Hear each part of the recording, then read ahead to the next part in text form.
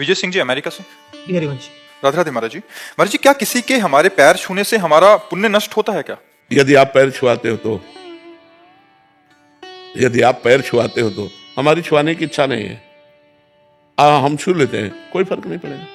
यदि हम खुशी होते हैं, हम छुआना चाहते हैं, तो भजन नष्ट होगा, फिर पुण्य नष्ट होगा। यदि हम छुआना नहीं चाहते हैं, हमारी इच्छा नहीं है, और वो जो हमारे पैर छूने आ रहा है उसके पहले हमने प्रणाम कर लिया, हमारी इच्छा भी नहीं है, तो पैर छू भी ले तो पुण्य नष्ट नहीं होगा। तो पैर छूना प्रणाम करना एक ही बात है। लाखों लोग प्रणाम करते हैं, तो उन लाखों लोगों में हम अपने भगवान को देखकर प्रणाम करते हैं कि मेरे भगवान ही इन सब रूपों में, कोई पुण्य नष्ट नहीं होगा। और जब ये कि मैं इन सबसे श्रेष्ठ हूं, तो फिर भजनशील हो जाएगा। सोच है, अगर सोच बदल गई तो फिर आपका पुण्य नष्ट हो जाएगा, और सोच सही रही तो पुण्य नष्ट नहीं होगा। सब में भगवान है, ये उसकी श्रद्धा है कि वो आपके पैर छू रहा है, लेकिन आप इस योग्य नहीं है। आपको ये अंदर से होना चाहिए, मैं इस योग्य नहीं हूं, मेरे प्रभु ही सब में विराजमान। वो झुका, उसके पहले हमने प्रणाम कर लिया, बात बन गई। वैसे नहीं छुआना चाहिए, कोशिश करना चाहिए कि अपने कोई पैर ना छुए, और जब कोई जबरदस्ती कर ले तो उसमें भगवत भावना करके उसको प्रणाम कर लेना चाहिए। समर्थ शर्मा जी। राधे राधे। महाराज जी, कभी कभी श्री जी हमारी जिंदगी की दिशा भी बदल देती हैं, समय परिस्थिति सब कुछ गलत लगने लगता है। उस समय मन में प्रश्न उठता है कि हमारे साथ ही ऐसा क्यों हुआ, लेकिन जैसे हम उनका नाम जपते हैं सब कुछ अपने आप ठीक होने लगता है। ये श्री जी की कैसी लीला है महाराज जी? क्या हमारे विश्वास और प्रेम की परीक्षा होती है या उनका दया स्वरूप? नहीं, रजोगुण की जब वृद्धि होती है और तमोगुण उससे मिल जाता है, तो हमें फिर भगवान में संशय होने लगता है, संसार की तरफ हमारी मनोगति होने लगती है। और जो सात्विक वृत्ति आती, जैसे नाम जप किया, सात्विक वृत्ति आई, तो सब समाधान मिल जाएगा। रजोगुण तमोगुण में समाधान नहीं, इसीलिए हम कहते हैं हर समय नाम जप करो। नाम जप निरंतर अभ्यास किया जाए तो रजोगुण तमोगुण शांत हो जाएगा, हमारे अंदर गुणातीत एक आनंद आ जाएगा, एक आनंद की अनुभूति हो जाएगी। अगर अध्यात्म बल नहीं तब तो संसार में फिर नष्ट ही हो जाता है प्राणी। इसलिए नाम जप करते रहिएगा, भगवान का अधिक से अधिक जो प्रिय नाम हो वो नाम जप करते रहिएगा, और भोजन सात्विक रखिएगा, और रजोगुण तमोगुणी विषयों से बचिए और लोगों से बचिए। जिन लोगों के संग से कुमति उत्पन्न होती है, ऐसा कुसंग का त्याग कीजिए। यो संगास त्यजति, यो महानुभाव सेवते, यो ममतास त्यजति, सतरति सतरति सतारयति। जो कुसंग का त्याग कर देता है, संत महापुरुषों का संग करता है और ममता रहित हो जाता है, वो भगवान के भजन के प्रभाव से वो सबको तारने की सामर्थ्य रख लेता है, स्वयं तर जाता है, दूसरों को भी तार देता है। इसलिए पवित्र भोजन पाओ, सत्संग करो, नाम जप करो, कैसी भी विपत्ति आए घबराओ मत, भगवान है ऐसा विश्वास रखो। भुवन चंद जी गाजियाबाद से। राधे राधे। राधे राधे महाराज जी। महाराज जी, मुझे लोगों की मदद करना बहुत अच्छा लगता है और मैं अपना पूरा जीवन इसी सेवा में लगाना भी चाहता हूँ, परंतु कभी कभी जिंदगी में मदद करता हूँ, वही लोग मुझे गलत बोल देते हैं, उनके व्यवहार से मुझे बहुत दुख होता है। ऐसे समय बस ये इसी से बचना है। जब हम लोगों की मदद करें तो उनमें हम भगवान को देखें, और वो मदद कार्य जो हमने किया वो पुण्य कार्य है, उसे हम भगवान को समर्पित कर दें। बदले में उनसे हम धन्यवाद न चाहें। हमारे अंदर आकांक्षा होती है कि हम जिसको कुछ सेवा करते हैं वो हमसे कृतज्ञता प्रकट करे, लेकिन वो प्रतिकूल व्यवहार करे तो फिर दुख होता है। ये अध्यात्म नहीं है। अध्यात्म ये है तुदीयम वस्तु गोविंदम तुभ्यमेव समर्पये। हे प्रभु, तन मन धन में जो भी आपकी सेवा हमसे बन रही है वो आपके द्वारा ही दिया हुआ शरीर है, आपके द्वारा दिया हुआ धन है, आपके द्वारा दी हुई बुद्धि है, तो हे प्रभु वो आप स्वीकार करें।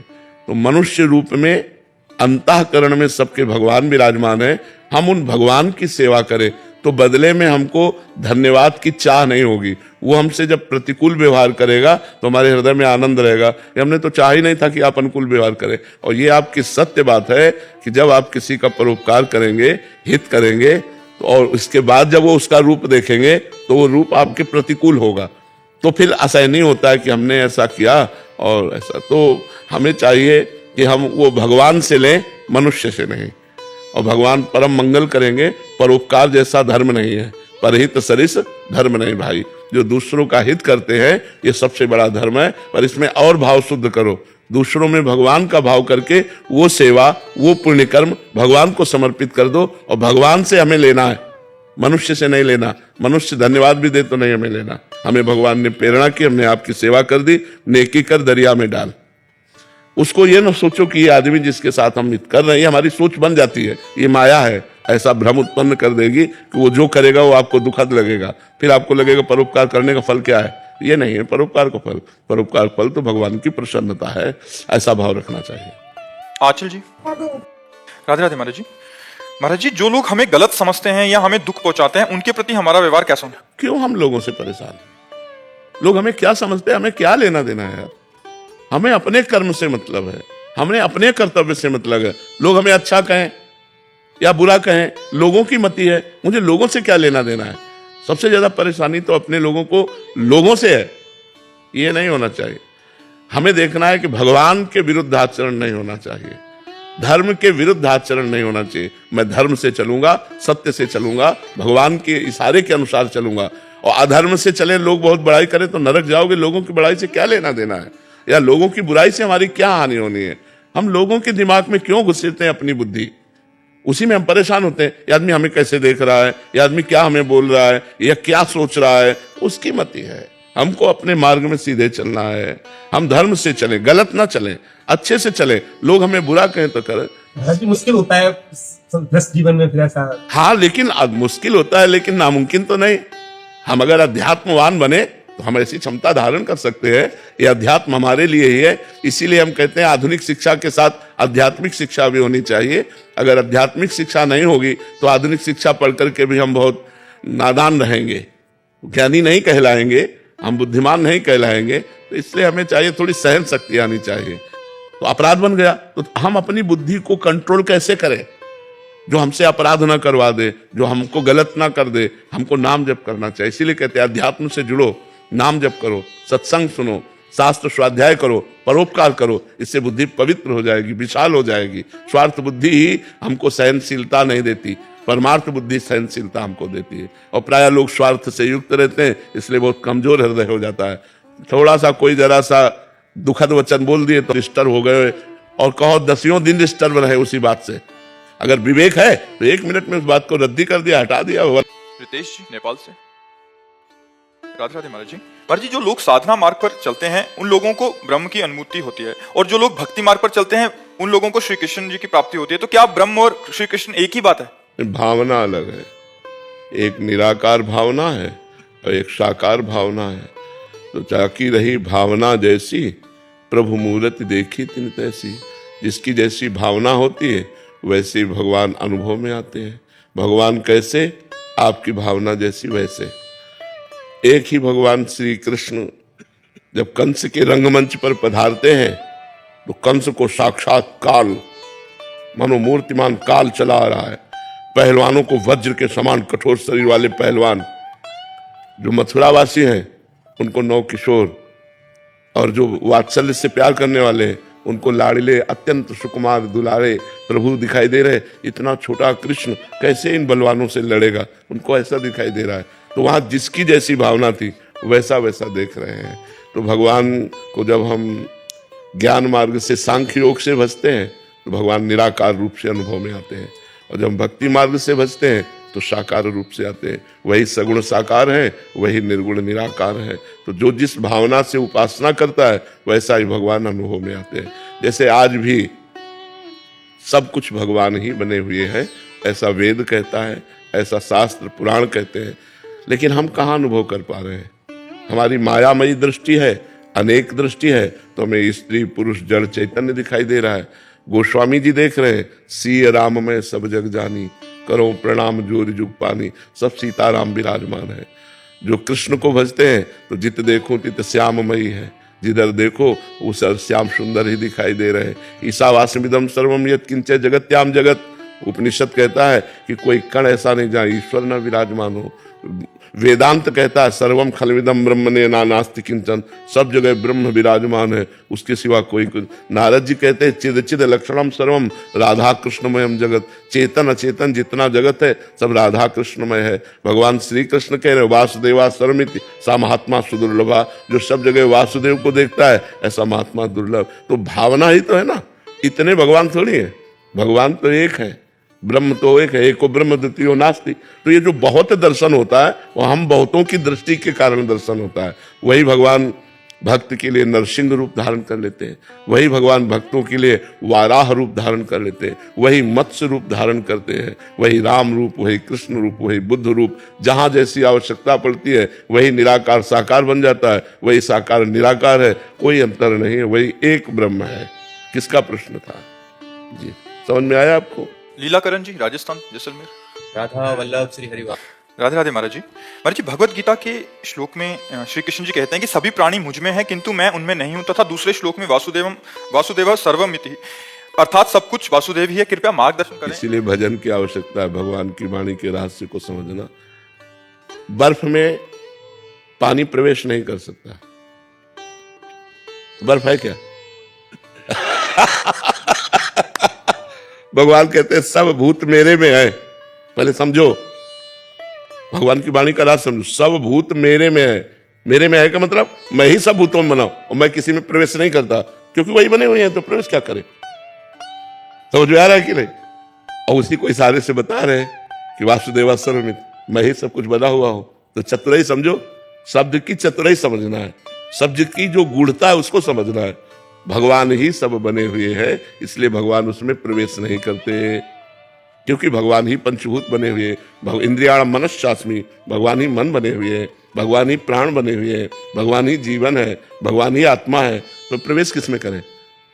दूसरा कोई हो तो उसमें प्रवेश करें, वही जब बने हुए हैं तो उसमें प्रवेश क्या करें? अपने आप में प्रवेश करना है, तो वो तो उस विराजमान है, इसीलिए करें मैं किसी भूतों में प्रवेश नहीं करता, क्योंकि मैं ही भूत बना हूं, पंचभूत मैं ही बना हुआ हूं, वही बने हुए हैं। शास्त्रों का स्वाध्याय करो और भजन करो तो बुद्धि का विकास होगा और उसमें ज्ञान होगा, तब ये बातें समझ पाओगे। अजीत जी, देवरिया। राधे राधे। राधे राधे महाराज जी। महाराज जी, गुरु किसे माने? उसे जो अध्यात्म की ओर ले जाने के संबंधित ज्ञान दे, उसे जो हमारी व्यस्तम दिनचर्या को, जरूरतों को, लक्ष्य की प्राप्ति हेतु जो हमें मार्गदर्शन गुरु का करे, या सिर्फ अर्थ है, गुरु का सिर्फ अर्थ है अज्ञान तिमिरांधस्य ज्ञानांजन शलाकया चक्षुरुन्मीलितम तस्मै श्री गुरुवे नमः। जो हमारे अज्ञान का नाश कर दे, गु माने अंधकार, रु माने प्रकाश, जो हमारे अज्ञान अंधकार का नाश करके ज्ञान प्रकाशित करके ब्रह्म से मिला दे, वही गुरु। और फिर तो ऐसे शिक्षा गुरु, दीक्षा गुरु, और जो हमें सही बात बता दे, उस सब में गुरु बैठा हुआ है।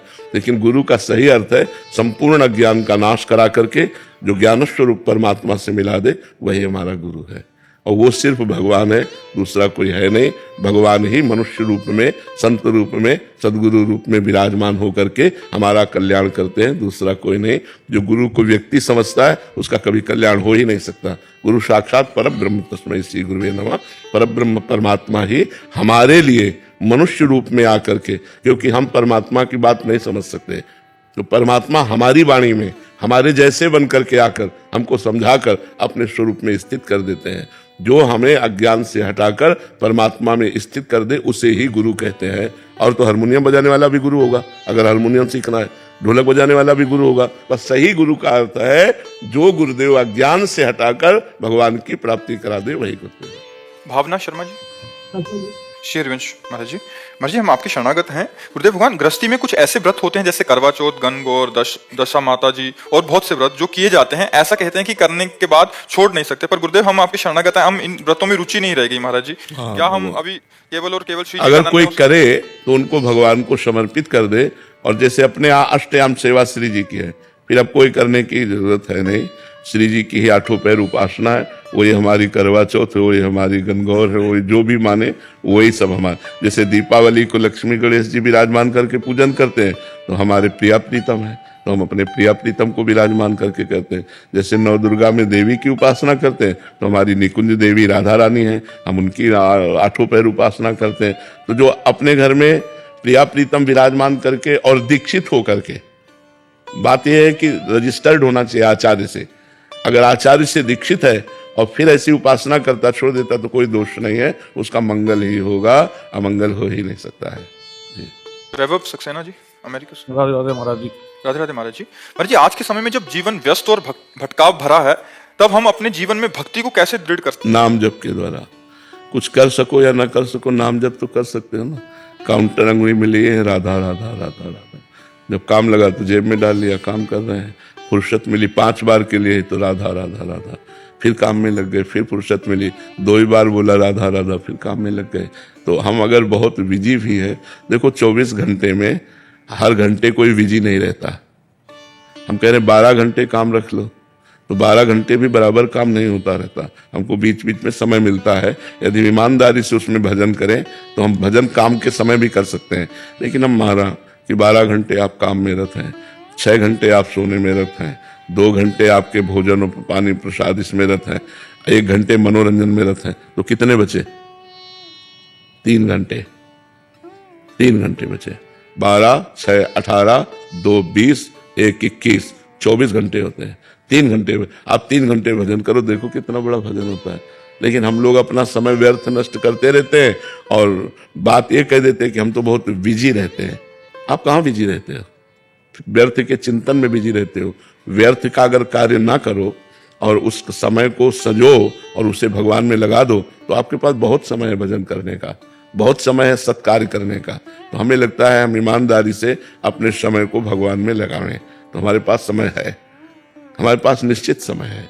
आप गणित लगा के देख लीजिए, हम आपको बता रहे हैं। जैसे 12 घंटे आप काम किए, 6 घंटे सो लीजिए, 7 घंटे सो लीजिए, तो 12, 7, 19, 2 घंटे भोजन प्रसाद के लिए, मान लो अगर 2-3 टाइम पाते हैं तो 2 घंटे भोजन प्रसाद के लिए, 21, 1 घंटे मनोरंजन के लिए रख लीजिए, 22, तो 2 घंटे बचे।